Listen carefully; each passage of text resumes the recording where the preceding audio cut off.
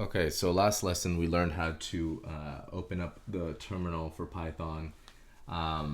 In this lesson, we're going to actually learn how to open up a file in Python. So it's quite simple.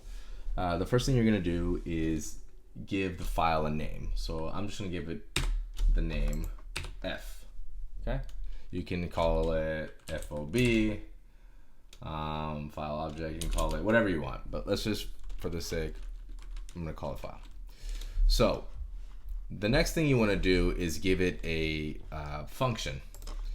So we're going to say f equals open, the function open, and we want it to open the file. So the file name will go in between these quotes. Then the next bit of information that we want to give is whether or not we want to read the file or we want to edit the file, which we're going to use a W. So R for read, W for write. Sometimes you can even do something like R plus, which means read and write. But for this sake, we're just gonna use the read command. So I'm gonna close the bracket, but I need an actual file name here. Oops. And to do so, in the terminal, you can actually copy and paste a file, or what I meant to say is drag a file. So this is a file from Google, and it's hello Pi. It's a very simple script, and I want to go ahead and open it. So this is the command, and I push enter. Oh, nothing happened. Well, that's because we actually have to call out the command to read. So I'm going to call the file F, and I'm going to ask Python to read it for me. There we go.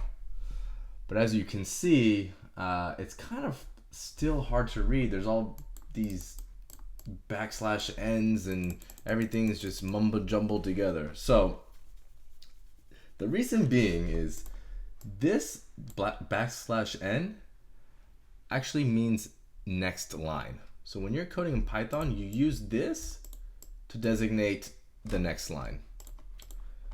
Now I want to split this up so it's more readable for a human.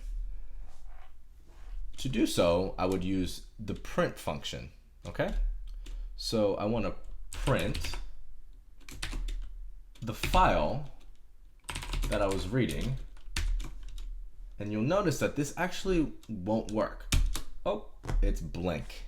And the reason being is when you open up a file, okay, and you read it, it takes the cursor and it moves it all the way to the bottom of the file. So if I were to try to read it again, I would just get a bunch of blank spaces because it's just reading this part. So what you have to do actually is bring the cursor back up here. To do so, you can use the seek function. So I want to use the seek function on the file, and I'm going to tell it to go to the 0 character, which is the first character. So now, if I try to print the file that I was trying to read, you'll notice that it looks a lot better. It looks more readable. All these \n's are now actual new lines.